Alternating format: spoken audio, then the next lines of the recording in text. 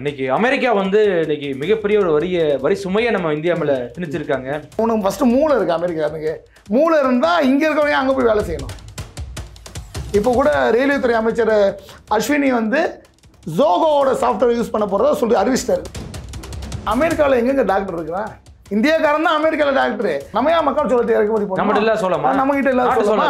பாசுமதி அரிசி இறக்குமதி. பாசுமதி அரிசி யாருதியா? நீ பேட்டன்ட் வாங்கி வச்சிட்டீங்கன்னா இப்போதான் நமக்கு அதோட பாதிப்பு தெரியுது. இப்போ ட்ரம்ப் ஓகே, ட்ரம்ப்போட இன்னொரு சர்வாதிகாரி வந்துட்டாரு. நான் இந்தியா மேலே பொருளாதார தடை விதிச்சிட்டான்னு நீங்கள் என்ன பண்ணுவீங்க? நம்ம ஊர் பொருட்களை நம்ம ஊர் கடையில் வாங்கினாலே ஒரு 2-3 வருஷம் கொஞ்சம் கஷ்டமா இருக்கும். உயிர் காக்கும் மருந்து நம்மளால தயாரிக்க முடியாது. இது ஒரு வாய்ப்பு தானே இப்போ இந்தியா? மிகப்பெரிய வாய்ப்பு.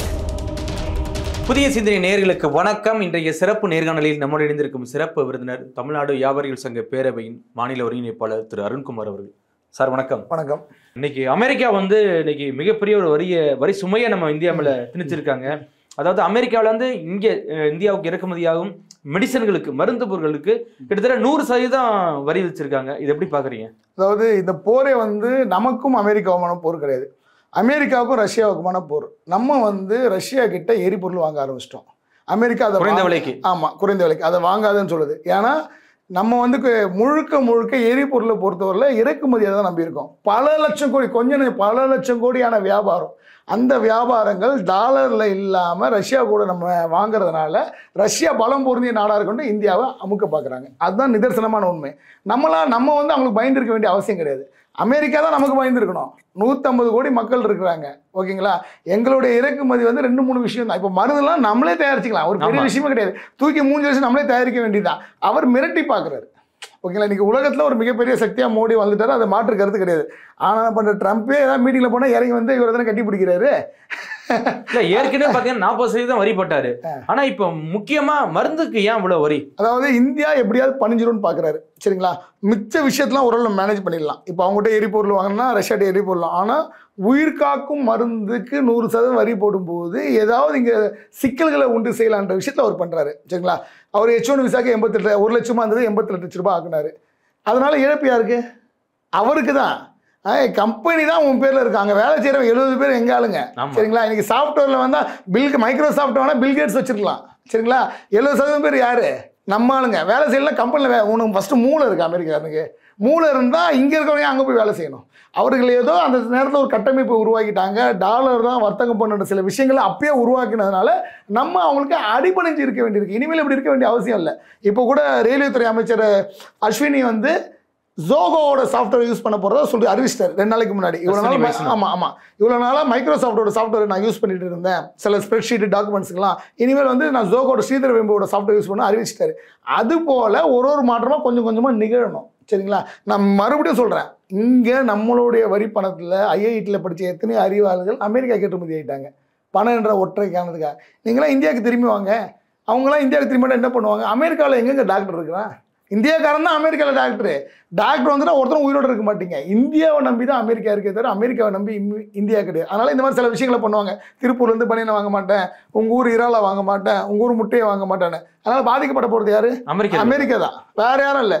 இந்தியா போன்ற ஒரு ஜனநாயக நாடு உலகத்திலே கிடையாது. நம்ம எவ்வளோ சகிப்புத்தன்மையோடு இருந்துட்டோம். அதுக்காக நம்மளோட தன்மானத்தை அடகு வச்சுட்டு அமெரிக்கா காலில் நக்க வேண்டிய அவசியம் கிடையாது, நமக்கு கிடையாது. ஓகேங்களா? அவர் ஆட்சி பொறுப்பை ஏற்றும் போது அமெரிக்க வேலைன்னு சொல்லிட்டு சில விஷயங்களை அவர் பண்ணார். அவரோட விஷயத்தில் அவர் கரெக்டாக இருக்கார். அதே போல் நம்ம விஷயத்தில் நம்ம கரெக்டாக இருக்கிறோம். எங்களை நம்பி தான் நீங்கள் இருக்கீங்க. இந்தியாவிலேருந்து ஏற்றுமதியெல்லாம் சோறே கிடையாது. என்ன சோறு இருக்குது? அவர் என்ன சொல்கிறார்? மக்காச்சோளத்தை அங்கேருந்து இறக்குமதி பண்ணோம். நம்ம ஏன் மக்காச்சோளத்தை இறக்குமதி பண்ணோம்? நம்ம கிட்ட எல்லாம் சொல்லலாம். பாசுமதி அரிசி இறக்குமதி. பாசுமதி அரிசி யாருதியா? நீ பேட்டன்ட் வாங்கி வச்சிட்டீங்கன்னா ஓகேங்களா? அப்போது இங்கே இல்லாத வளமா? அப்போது அவர்கள் இந்தியா இப்போ பொருளாதார உயர்ந்துச்சு, இந்தியாவில் இருக்கிற பணத்தை உறிஞ்சினோம் அப்படின்றதுல தெளிவாக இருக்காங்க. ஒரே நாள் அமேசானில் யாரும் ஆர்டர் பண்ணாதீங்க, கொக்கோ கோலா பெப்சி குடிக்காதீங்க. அமெரிக்காக்காரர் நம்ம காலில் விட்டாங்க இல்லைன்னு பாருங்கள். சரிங்களா? இங்கே இருக்க பணம் தான் எல்லாமே தடை பண்ணது வேறு. ஆமாம், பல லட்சம் கோடி அமெரிக்காவுக்கு போகுது. அமெரிக்கானால் நமக்கு ஒரு பிரயோஜனம் இல்லை. சரிங்களா? அவனோட கம்பெனி தான் இங்கே நிறையா. எத்தனை அமெரிக்கன் மெக்டொனால்ட்ஸ் எடுத்துங்க, எத்தனை லட்சம் கோடி இங்கே போகுது. நம்ம உணவு விஷயத்தில் சொல்லி இந்த குடிக்கிற தண்ணி, அக்வாஃபினா, கின்லே, எத்தனை அமெரிக்க நிறுவனங்கள். சரிங்களா? அடிப்படை விஷயத்துலேருந்து எல்லாமே பன்னாட்டு நிறுவனம் தான் இங்கே கோல வச்சுட்டு இருக்குங்க. சரிங்களா? அதுலேருந்து மக்கள் ஒரு தெளிவு பெறணும். ஜப்பான் மாதிரி நம்ம ஊர் பொருளை நம்ம ஃபஸ்ட்டு வாங்கணும். மோடி சுதந்திரம் வந்ததுக்கப்புறம் ஒரு பிரதமர் மிக தைரியமாக எந்த பன்னாட்டு இதையும் வாங்காதீங்க, நம்ம பொருளை வாங்கன்னு தைரியமாக தொடர்ந்து பிரதமர் பேசிட்டு இருக்காரு. சரிங்களா? அதை பொதுமக்களுக்கு கடைபிடிக்கணும். ஆனா பேச்சு மட்டும் தானே சார் இருக்கு, மற்றபடி இங்க எல்லாம் சேல்ஸ் ஆகி தானே இருக்கு. இன்னைக்கு பன்னாட்டு நிறுவனங்கள் இங்க வந்து புழங்கிட்டு தான் இருக்காங்க. ஆமா, அதை தான் நம்ம இப்போ நரசிம்மராவ் காலத்தில் உலகமயமாக்கல் வந்துடுச்சு. உலகமயமாக்கலை இந்தியா கையெழுத்து போட்டுச்சு. மன்மோகன் சிங் அதை வந்து செடி ஊற்றி வளர்த்தாரு. இப்போ பிஜேபிலாம் அது வந்து ஒரு கிளை விட்டு ஒரு ஆலமரம் ஆயிடுச்சு. ஆனால் அதோட தப்பு வந்து இன்னைக்கு தான் தெரியுது. அதோட வீரியம் வந்து நம்ம ஆளுங்களுக்கு வந்து இன்னைக்கு தான் தெரியுது. இவ்வளவு பிரச்சனை இருக்கா அப்படின்னு. இன்னைக்கு நம்ம நாட்டுல விளையிற மஞ்சளுக்கு அவன் காப்பீட்ஸ் வாங்கி இருக்கான். எல்லாமே இனிமேல் இப்போதான் நமக்கு அதோட பாதிப்பு தெரியுது. இப்போ ட்ரம்ப் ஓகே, ட்ரம்ப்போட இன்னொரு சர்வாதிகாரி வந்துட்டாரு.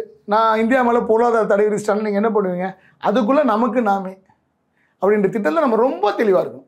சரிங்க, நம்ம ஊரில் இல்லாத விஷயமா, நம்ம ஊரில் இல்லாத மக்களாக இன்னைக்கு உலகத்தில் ஆகப்பெரிய இளைஞர் சக்தி ஆட்டு இருக்கு நம்மகிட்ட தான் இருக்குது. 100க்கு 50 பேர் இளைஞர் இருக்கலாம். சரிங்களா?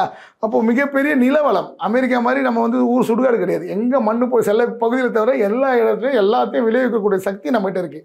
டெக்னாலஜி, ஒரு காலத்தில் டெக்னாலஜிக்கு வந்து நம்ம அந்நிய நாட்டை நம்பிட்டு, இன்றைக்கி நம்ம டெக்னாலஜிலே எங்கே வந்துட்டோம். சரிங்களா? இன்றைக்கி உலகத்தில் எங்கே எது நடந்தாலும் இங்கே அது உடனே தெரிஞ்சிருது. ஆக சிறந்த இளைஞர்கள் இங்கே வந்துட்டாங்க. சரிங்களா? அதனால் தேசப்பற்றோட இந்தியாவை பற்றி சிந்திங்க.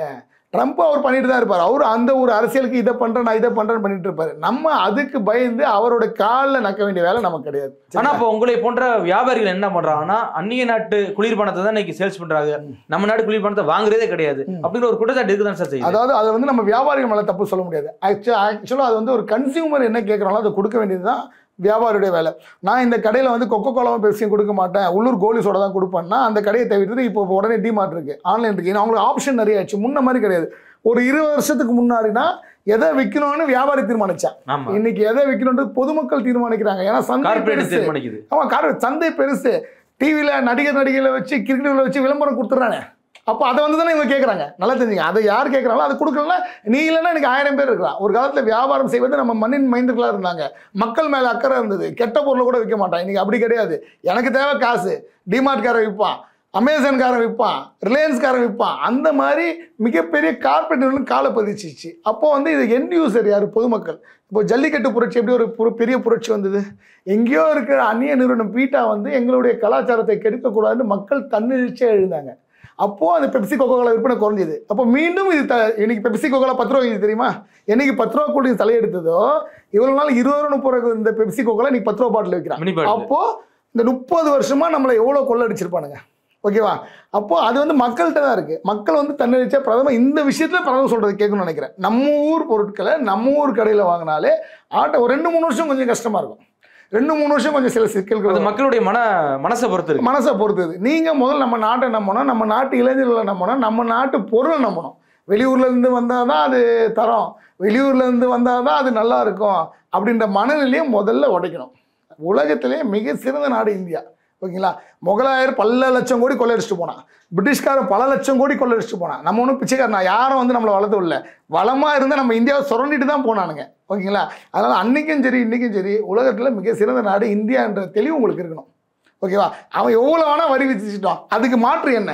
உயிர் காக்கும் மருந்து நம்மளால் தயாரிக்க முடியாது. ஒரு வாய்ப்பு தானே இப்போ இந்தியா, மிகப்பெரிய வாய்ப்பு. பிரதமர் உயிர் காக்கும் மருந்து நம்மளால் தயாரிக்க முடியாதா? இங்கே சென்னையில் இங்கே ஆலத்தூர் போங்க, திருப்பூர் தாண்டி எத்தனை மருந்து நிறுவனங்கள் இருக்கின்றன. சரிங்களா? நம்மளால் மருந்து தயாரிக்க முடியாதா? ஏதோ உலகத்தில் இருக்க அத்தனை கம்பெனியாரும் இங்கே தானே ஃபேக்ட்ரி வச்சுருக்கீங்க. எதுக்கு வச்சுருக்கீங்க? இங்கே லேபர் கம்மி, அரசு வந்து இலவசமாக இடம் கொடுக்குது, இலவசமாக தண்ணி கொடுக்குது, எவ்வளோ மானியம் கொடுக்குது. அதனால தான் நீங்கள் ஃபேக்ட்ரி வச்சுருக்கீங்க. அதை நம்ம தயாரிச்சிக்க முடியாதா? அதோட லாப பணம்லாம் எங்கே போகுது? வெளியூருக்கு தானே போகுது. அதனால் இது போன்ற விஷயங்களில் இந்த மிரட்டுறது, உயிர் காக்கும் மருந்து நான் கொடுக்க மாட்டேன்னு மிரட்டுறது, அந்த மாதிரி மிரட்டலுக்கு நம்ம அடி பண்ணிடக்கூடாது. அதுக்கு ஆல்ட்ரு என்ன? ஓகேங்களா? அதை செய்கிறதுக்கு இங்கே இளைஞர் தயாராக இருக்கான். எத்தனையோ மூளை இங்கே இருக்குது. சைபரை கண்டுபிடிச்ச ஒரு இந்தியன் தானேங்க. கண்டிப்பாக. ஆமாம், அந்த சைபரை யாரும் பயன்படுத்தணும்னு நம்ம சொல்ல முடியுமா? 7ஆம் நூற்றாண்டில் பிரம்மகுப்தர் சைபரை கண்டுபிடிச்சாரு. இன்னைக்கு கம்ப்யூட்டரில் பைனரி கோடு 0-1 தான். நம்ம சொல்ல முடியுமா எங்கே ஊருதுன்ட்டு? அதனால் டெக்னாலஜி வேறு. ஆனால் இந்த மாதிரி அறிவில்லாத அதிபர் ஏதாவது ஒரு நாட்டுக்கு வந்துடுவான். நாளைக்கு ஜெர்மனிக்கு இந்த மாதிரி ஒரு அதிபர் வருவான், ஃப்ரான்ஸுக்கு ஒருத்தர் வருவான், பிரிட்டனுக்கு ஒருத்தர் வருவான். ஒருத்தருக்கு நம்ம குனிஞ்சிட்டு இருக்க முடியுமா? அப்போது நாம் தற்சார்பு பொருளாதாரத்தில் மிக தெளிவாக இருக்கணும். இருக்கிற போது நம்ம யாரும் வீழ்த்த மாட்டாங்க.